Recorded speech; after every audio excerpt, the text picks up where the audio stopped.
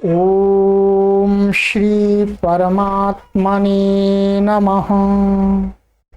ओम श्री गुरुभ्यो नमः। ओम श्री ऋषिभ्यो नमः। ओम असतो मा सद्गमय तमसो मा ज्योतिर्गमय मृत्योर्मामृतंगमय। ओम शांति शांति शांति। सर्वेभ्यो नमः। देववाणी संस्कृतम यूट्यूब चलदृश्यम प्रति भवतां भवतीनां च हार्दं स्वागतम्। त्रैमासिक संस्कृत शिक्षण की लाइव कक्षा संख्या 103 103 को आज हम पढ़ने जा रहे हैं। आज से पहले इस कोर्स की 102 कक्षाओं को पढ़ा दिया है। सभी कक्षाओं को क्रमानुसार पढ़ने के लिए आपकी सुविधा के लिए प्लेलिस्ट में एक कॉलम बना दिया गया है, त्रैमासिक संस्कृत शिक्षा। ठीक है, उस कॉलम पर आप जैसे ही क्लिक करेंगे सभी कक्षाएं 1 2 3 4 5 क्रम से खुलती जाएंगी और आप अपने समय की अनुकूलता के अनुसार कभी भी पढ़िएगा और 0 लेवल से संस्कृत भाषा को सीखिएगा। ये जो कोर्स मैंने तैयार किया है ये सामान्य स्तर की संस्कृत भाषा को पूरी तरह से शुद्ध रूप से लिखना तथा संभाषण करने के लिए तैयार किया।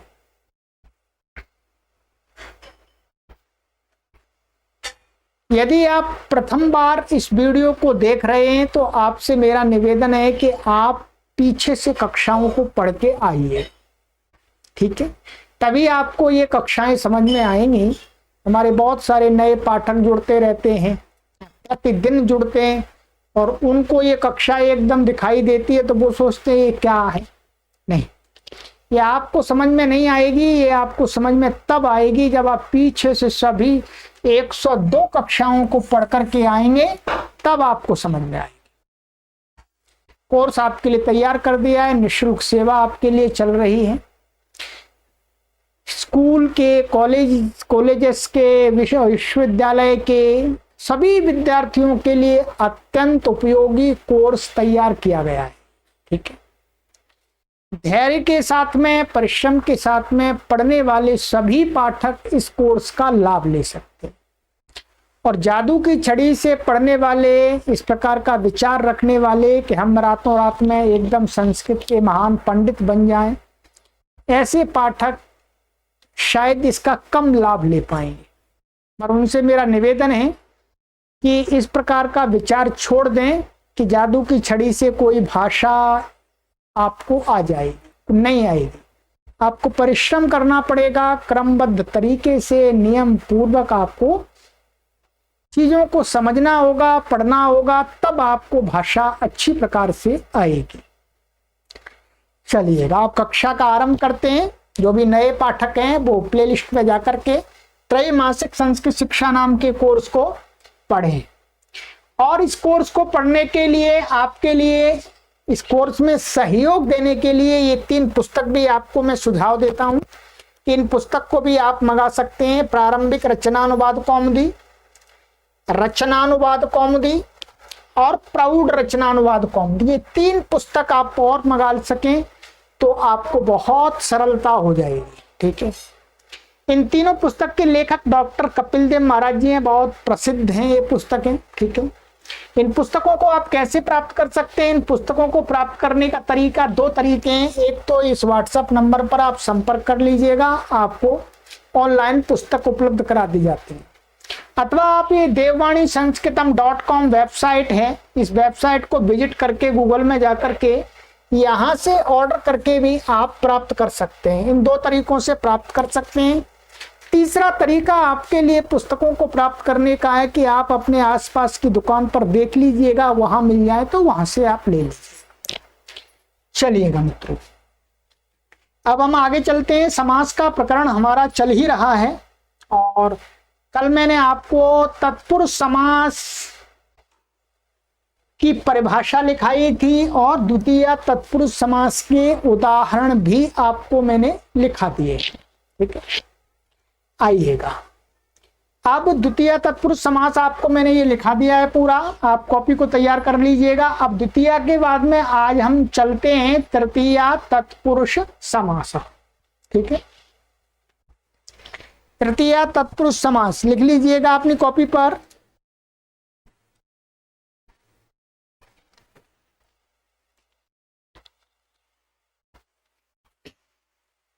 चलिए,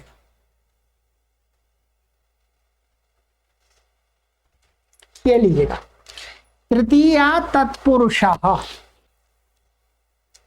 ये कल मैंने आपको बता दिया था कि द्वितीय, तृतीय, चतुर्थी इनकी पहचान क्या है। पहले वाले शब्द में जो विभक्ति लगी होती है उसके नाम से ही उसका नाम रख देते हैं। ठीक है, जैसे कल के समास में ये द्वितीय विभक्ति थी पहले पद में, इसलिए द्वितीय तत्पुरुष हो गया था। आज ये तृतीय तत्पुरुष है तो सभी में आप देखेंगे तृतीय विभक्ति वाला है पहला पद। चलिएगा देखिएगा,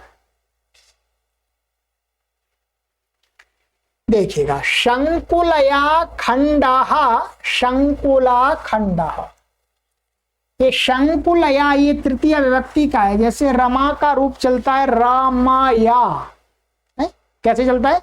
रामाया। तो वैसे ही शंकुलया तृतीय है। शंकुला का अर्थ होता है शरौता होता है, वर्तमान में भी चलता है, जो आम आदि अचार के लिए काटते हैं। ठीक है, तो ऐसे गड़ासा सा होता है, खट खट काटते हैं, तो वो शंकुला होता है, शरौता बोलते हैं कहीं। ठीक है, तो अचार आदि के लिए आमों को काटते हैं उससे। तो शंकुलया खंडः माने टुकड़ा, माने उस शरौत के द्वारा किया गया टुकड़ा क्या कहलाता है? शंकुला खंडः। ठीक है, तो ये तृतीय तत्पुरुष समास हो गया। क्यों, क्या तृतीय है? किरीणा काणः, किरीकाणः। किरीणा काणः माने जो सीख होती है उसके द्वारा किसी की आंख फूट गई, काणा हो गया कोई। ठीक है, तो उसको बोलते हैं किरीकाणः। तो ये तृतीय है, इसलिए किरीणा काणः, किरीकाणः। नखैः भिन्नः, नख भिन्नः। नखई भिन्न नाखूनों के द्वारा फाड़ा हुआ। क्या? नाखूनों के द्वारा फाड़ा हुआ कोई भी प्राणी है उसको। तो नखा भिन्ना, ये तृतीय है तो यहाँ जुड़ गया नखा भिन्ना। आप सभी जगह देखेंगे उत्तर पद के अर्थ की प्रधानता आपको दिखेगी है। अपने आप संबंध लगाइएगा, अर्थों में बताता ही जा रहा हूं आपको। विद्याहीनः, विद्याहीनः, विद्याहीनः, विद्याहीनः। विद्या से रहित व्यक्ति, विद्या से रहित, तब विद्याहीनः। मासेन पूर्वः, मास पूर्वः माने एक मास पूर्व, पहले है, एक मास पूर्व महीना, तो मास पूर्वः। पित्रा समः, पितृसमः। ये पित्रा ये तृतीया का है, तो पित्रा माने पिता के समान, उसको क्या बोलते हैं? पितृसमः। पादेन विकलम, पाद विकलम। पाद का अर्थ है यहां पर चौथाई भाग है, चौथाई भाग। चौथाई भाग, विकलम का अर्थ होता है कम, तो चौथाई भाग से कम है जो है, अर्थात 3 भाग हैं, तो उसको बोलेंगे पादा विकलम।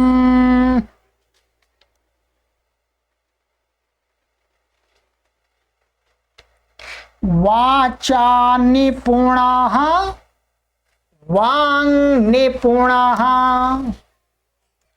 तो वाचा ये तृतीया का है, वाणी से निपुण। यहां पर संधि आदि कार्य होकर के च को ङ हो जाता है, तो वांग निपुणः ऐसा बन जाता है। ठीक है, क्या बन जाता है? वांग निपुणः।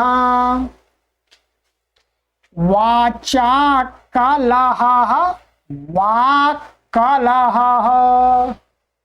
वाणी के द्वारा, कलह माने झगड़ा, माने बातों से झगड़ा भी होता है। एक लठ मार होती है, एक गोली मार होती है, तोप मार होती है।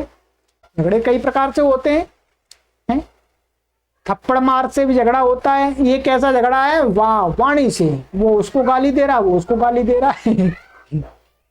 तो वाक् कलह, यहाँ पर संधि से चकु का हो जाता है, तो वाक् कलह। मदेन शून्यः, मद शून्यः।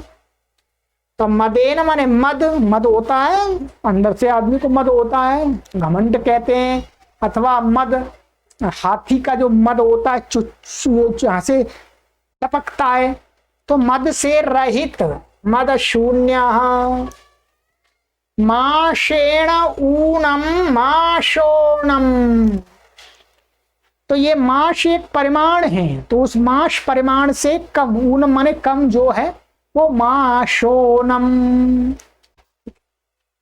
तो ये देखिए सब जगह तृतीया है, तृतीय तत्पुरुष के उदाहरण है ये। और लीजिएगा, मात्रा सदृशाः, मातृसदृशाः।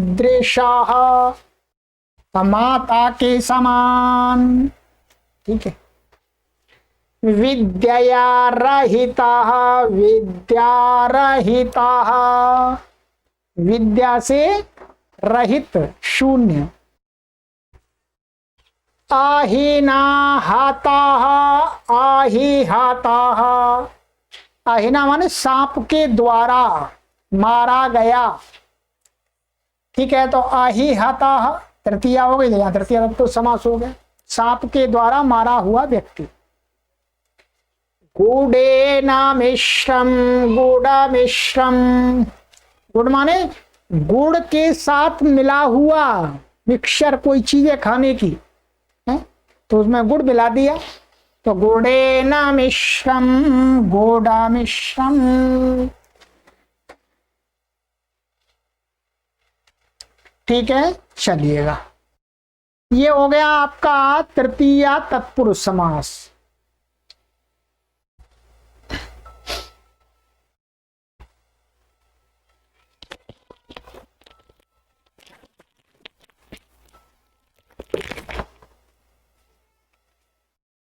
हाँ सर, ठीक है sir, thank you sir, thank you.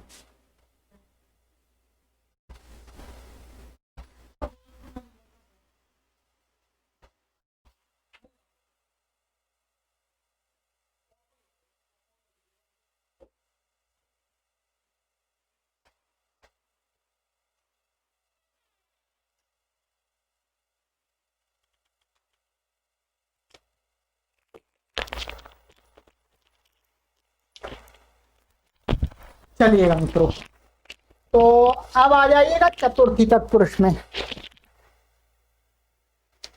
तृतीया हो गया। तृतीया के मैंने आपको जो मुख्य उदाहरण है वो सारे दिखा दिए हैं, प्राय करके इन्हीं उदाहरणों का प्रयोग होता है। ठीक है, कुछ और भी है, ऐसा भी नहीं कि इतने ही और भी है, परंतु ये मुख्य हैं, वो दिखा दिए। अब जो मुख्य चतुर्थी के हैं वो मैं आपको दिखा रहा हूं। चलिए आ जाइएगा, लिखते जाइएगा, मैं बोल रहा हूं, लिख सकते हैं आप आराम से, कोई परेशानी नहीं है। लिखिए चतुर्थी तत्पुरुष,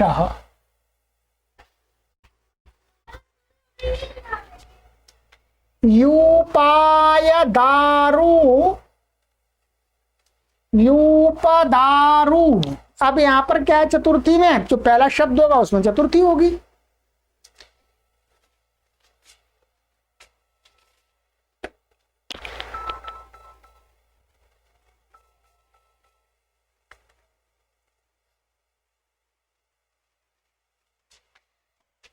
यूपाय दारू, यूपदारू। यूप का अर्थ होता है खंबा, खंबा लकड़ी का पोल होता है जो, दारू होता है लकड़ी, ठीक है। तो खंबे के लिए जो लकड़ी होती है उसको क्या बोलते हैं, यूपदारू, ठीक है। क्या बोलते हैं, यूपदारू। तो अब ये चतुर्थी समास हो गया।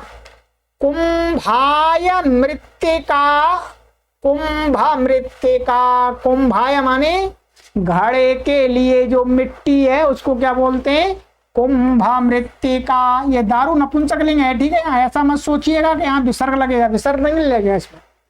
दारू ये नपुंसकलिंग शब्द है, रूप याद कराए मैंने आपको। द्विजाय अयम, द्विजार्थम, द्विजाय अयम माने द्विज के लिए यह है, ठीक है। तो यहां अयम के स्थान में जब यहां समास करते हैं तो अर्थम का प्रयोग हो जाता है। क्या हो जाता है, अर्थम का। बस अभी इतना ही समझना है आपको यहाँ कि इसका विग्रह ये होगा, द्विजाय इदम माने द्विज के लिए यह कोई पदार्थ है तो उसको बोलते हैं द्विजार्थम। ऐसे ही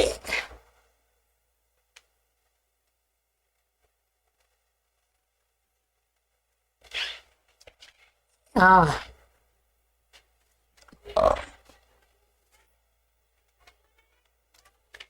यहां पर ये द्विजार्थ होगा, ठीक है।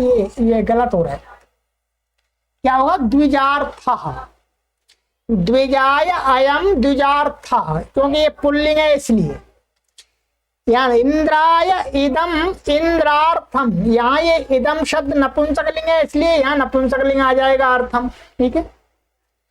तो इंद्र के लिए यह हवि आदि ऐसा प्रयोग होता है, ठीक है। और अग्नयेयम अग्न्यर्था, अग्नि के लिए यह ये स्त्रीलिंग शब्द है यम, इसलिए यहां पर अर्था स्त्रीलिंग आ गया, ठीक है। ये सारी बातें आप विशेष रूप से पूरी तरह से कब जान पाएंगे, जब आप व्याकरण पढ़ेंगे तब। जब आगे व्याकरण पढ़ेंगे तब आप समझ जाएंगे। जो सेकंड लेवल का कोर्स होगा उसमें ये सारी चीजें आपको और सिखाई जाएंगी। तो बस इतना ही जानना है आपको। यहाँ चतुर्थी है, यहाँ चतुर्थी है, यहाँ चतुर्थी है, इसलिए कैसा समास है, चतुर्थी तत्पुरुष समास है, ठीक। चलिएगा और आगे देख लीजिएगा। काकेभ्यो, काकेभ्यः बलिः, काका बलिः। बलि का अर्थ होता है रोटी के टुकड़े आदि, हैं। तो कौओं के लिए जो रोटी का टुकड़ा होता है बलि, वो काका बलि कह जाते, काका बलि ही।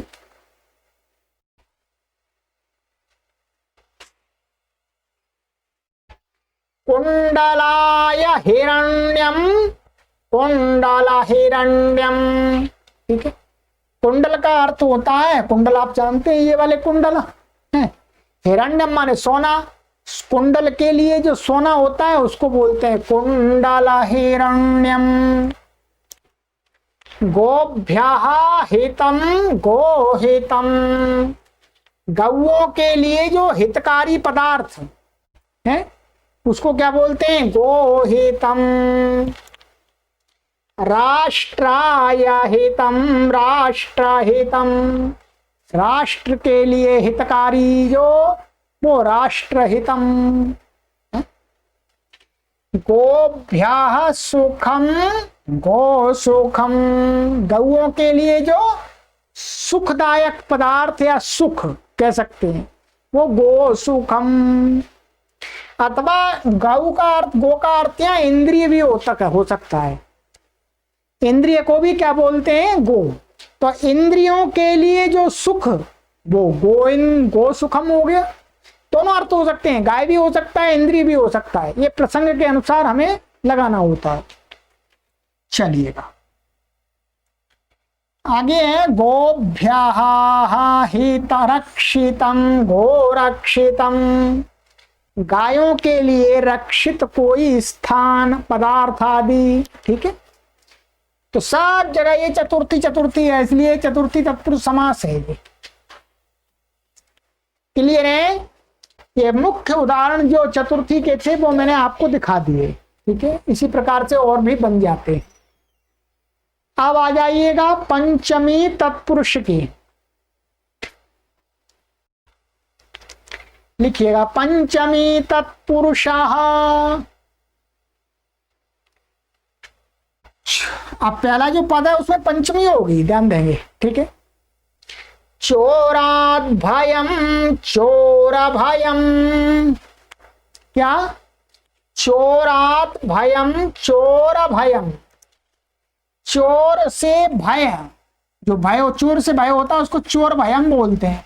तो ये कौन सा समास हो गया? पंचमी तत्पुरुष समास। ठीक है, अब देखिएगा समास में क्या बताया था कि बीच वाली विभक्ति का लोप हो जाता है प्राय करके, परंतु कुछ जगह ऐसा होता है कि व्याकरण के नियम से, क्या? व्याकरण के नियम से बीच वाली विभक्ति का लोप नहीं होता।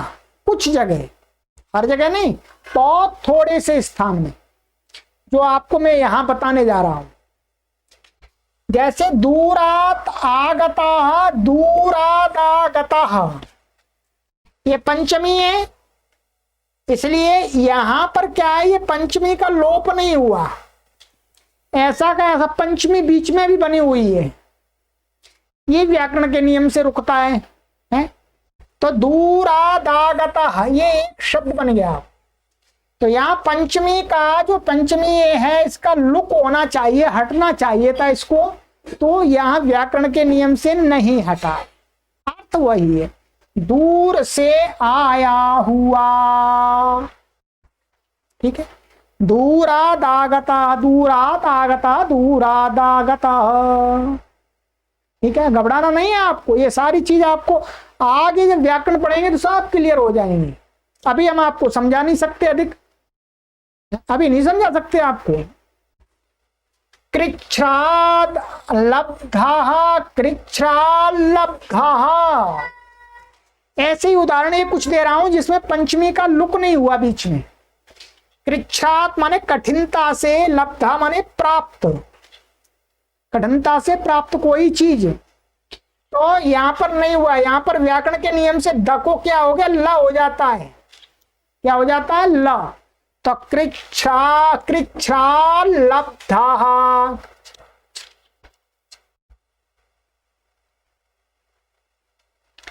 स्तोकात् मुक्तः, स्तोकान् मुक्तः। ठीक है, देखिएगा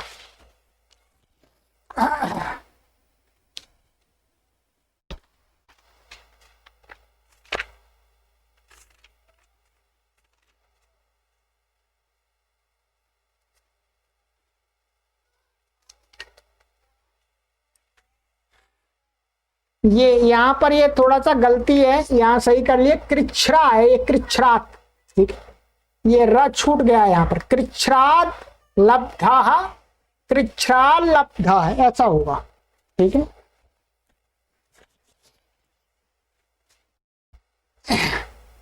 ऐसे स्तोकात मुक्तः, स्तोकान मुक्तः। तो यहां पर क्या पंचमी का लुक नहीं हुआ, ये ताको न हो जाता है नियम से, संधि नियम से ताको ना हो जाता है, स्तोकान मुक्ता है ऐसा बन जाता है। स्तोकान मुक्ता का अर्थ है थोड़े से छूट गया, थोड़ी सी रिश्वत दे करके कोई छूटा हुआ। ठीक है, अल्पात मुक्ता, अल्पान मुक्ता, वही अर्थ, अल्प का भी वही अर्थ होता है थोड़ा सा, मतलब थोड़े से छूट गया। 100 रुपए दे दिए छूट गया, पुलिस वाले को 100 रुपए दे दिए छूट गया। अंतिकात आगतः, अंतिकादागतः, माने अंतिक माने समीप से आया हुआ, तो अंतिकात आगता, यहां पर भी क्या पंचमी का लुक नहीं हुआ, पंचमी वहीं की वही बनी हुई है बीच में। चलिएगा, स्वर्गात पतिताः, स्वर्ग पतिताः, स्वर्ग से गिरा हुआ स्वर्ग से गिरा हुआ, स्वर्ग माने सुख मिल रहा था, वहां से गिर गया, कोई गलत काम कर दिया उसने, दुख आ गया। तो स्वर्ग पतिताः, ये यहां पंचमी, यहां पर देखिए लुक हो गया, यहां पर हट गई पंचमी। सुखात अपेताः, सुखापेताः, ठीक है। अपेता का अर्थ होता है दूर, तो सुख से दूर गया, सुख दूर हो गया उससे। चक्रात मुक्तः, चक्र मुक्तः, चक्र से मुक्त हो गया, चक्र से, ठीक है। चक्र का अर्थ चक्र भी होता है, घूम करके मुक्त हो गया, ठीक है, अथवा सुदर्शन चक्र के द्वारा मुक्त हो गया, कुछ भी हो सकता है। वृक्षात पतिताः, वृक्षा पतितः, वृक्ष से गिरा हुआ, ठीक है। तो ये मैंने आपको जो पंचमी के प्रसिद्ध उदाहरण हैं वो मैंने आपको यहां दिखा दिए, ठीक है। कुछ में पंचमी का लुक हो रहा है बीच में, कुछ में नहीं हो रहा है, ये सारी बातें आप आगे सीख जाएंगे। अभी मैंने केवल आपको संस्कार के लिए उदाहरण दे दिए। तो आज की कक्षा में हमने तृतीय तत्पुरुष समास पढ़ लिया, चतुर्थी पढ़ लिया और पंचमी पढ़ लिया। अब षष्ठी तत्पुरुष और सप्तमी तत्पुरुष और बाकी के तत्पुरुष आगे की कक्षाओं में पढ़ेंगे, ठीक है। बस इतना आपके लिए काफी है, ठीक है। तो चलिएगा, आज की कक्षा को यहीं विराम देंगे। इनका अभ्यास करते रहिएगा, पुस्तक पढ़ते रहिएगा, ध्यान दीजिएगा। मैंने आपसे बीच में भी निवेदन किया था कि इस कोर्स के अभ्यास के लिए एक त्रैमासिक संस्कृत शिक्षण अभ्यास नाम की सीरीज हमने आपके लिए बनाई है। उसमें स्टोरीज पढ़ाई गई हैं, डिस्कशन दिखाए गए हैं संस्कृत के माध्यम से। तो आप अब इस कोर्स को पढ़ने पर उस सीरीज को भी पढ़िएगा, अभ्यास कीजिएगा। प्लेलिस्ट में कॉलम बना दिया है त्रैमासिक संस्कृत शिक्षण अभ्यास। तो उस सीरीज में छोटी छोटी स्टोरियां मैं आपको पढ़ा रहा हूं, छोटे छोटे आपको वार्तालाप दिखा रहा हूं, उससे आपको और अभ्यास होगा, ठीक है। चलिएगा, और यदि आप पुस्तकें मंगा सकते हैं तो आप पुस्तकें जरूर मंगा लीजिएगा, आपको बहुत लाभ है, क्योंकि पुस्तकें आपको आगे पढ़ने में भी सहयोग देंगी, ठीक है। ये प्रारंभिक रचनानुवाद कौमुदी है, और ये रचनानुवाद कौमुदी है जो सेकंड लेवल का कोर्स आप पढ़ेंगे वो इसी पुस्तक का कोर्स है, उसके लिए पुस्तक चाहिए ही आपको। फिर थर्ड लेवल का जो कोर्स है वो प्रौढ़ रचनानुवाद कौमुदी पढ़ेंगे आप। पहले रचनानुवाद कौमुदी पढ़ लेंगे, फिर उसको पढ़ेंगे, फिर आप संस्कृत के महान पंडित बन जाएंगे, ठीक है। तो आप व्हाट्सएप पर संपर्क कर लीजिएगा, अथवा जो वेबसाइट मैंने आपको बताई थी उसको देख लीजिएगा, वहां से ऑर्डर करके मंगा लीजिएगा तीनों पुस्तकें। चलिएगा, आगे की कक्षा में मिलते हैं। और आपसे निवेदन है कि ये कोर्स मैंने 1 करोड़ लोगों को संस्कृत भाषा सिखाने के लिए बनाया है, तो आप इसको अधिक से अधिक शेयर करते रहिएगा। प्लेलिस्ट में जाकर के लिंक कॉपी कीजिएगा और आगे शेयर कीजिएगा। व्हाट्सएप में क्या परेशानी मित्रों, संस्कृत के प्रचार में थोड़ा सहयोग दीजिएगा, ठीक है। और अपने दान दक्षिणा भी देते रहिएगा, जिससे अभियान और तेजी से चल पड़े, ठीक है। चलिए, सर्वेभ्यो नमः।